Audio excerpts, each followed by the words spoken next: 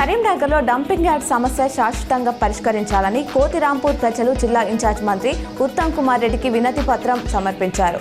Dumping యార్డ్తో అనారోగ్యం పాలవుతున్నామని మంత్రులు ఉత్తమ్తో పాటు శ్రీధర్ బాబు, పొన్నం ప్రభాకర్కు విజ్ఞప్తి చేశారు. మంత్రులు సానుకూలంగా స్పందించారు. కరీంనగర్లో జిల్లా అడ్వైజరీ కమిటీ సమావేశంలో లింగ నిర్ధారణ నిషేధ చట్టం అమలు తీరుపై సమీక్షించారు.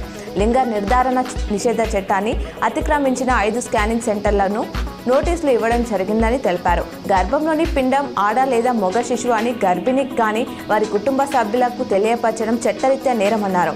ఎవరైనా ఈ చట్టాన్ని అతిక్రమించిన ఎడల 3 ఏళ్ల జైలు శిక్షతో పాటు 5,000 రూపాయల జరిమానా విధించబడుతుందని తెలిపారు.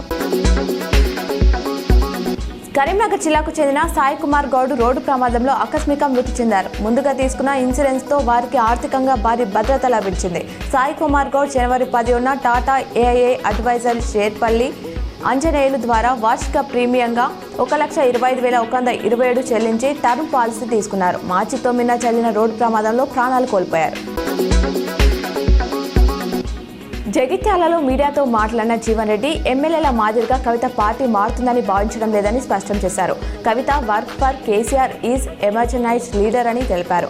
కవితకు పార్టీ మారే స్వేచ్ఛ ఉన్న నిబంధనల ప్రకారం పార్టీ మారని సూచించారు. పార్టీలో అంతర్గత విభేదాలు ఉండొచ్చు, కవిత పార్టీ మారుతుందని మాత్రం నేను అనుకోవడం లేదన్నారు. నిజామాబాద్ పార్లమెంటు పరిధిలో నిజామాబాద్ మరియు జగిత్యాల జిల్లాలో 2 జవహర్ నవోదయ విద్యాలయాలు ఏర్పాటుకు కేంద్రం ఆమోదం తెలిపిన సంగతి తెలిసిందే. కాగా ఇటీవల నిజామాబాద్ ఎంపీ అరవింద్ ఎట్టి పరిస్థితుల్లో ఈ విద్యా సంవత్సరం నుంచి తరగతులు ప్రారంభించాలని నవోదయ అధికారులను ఆదేశించారు.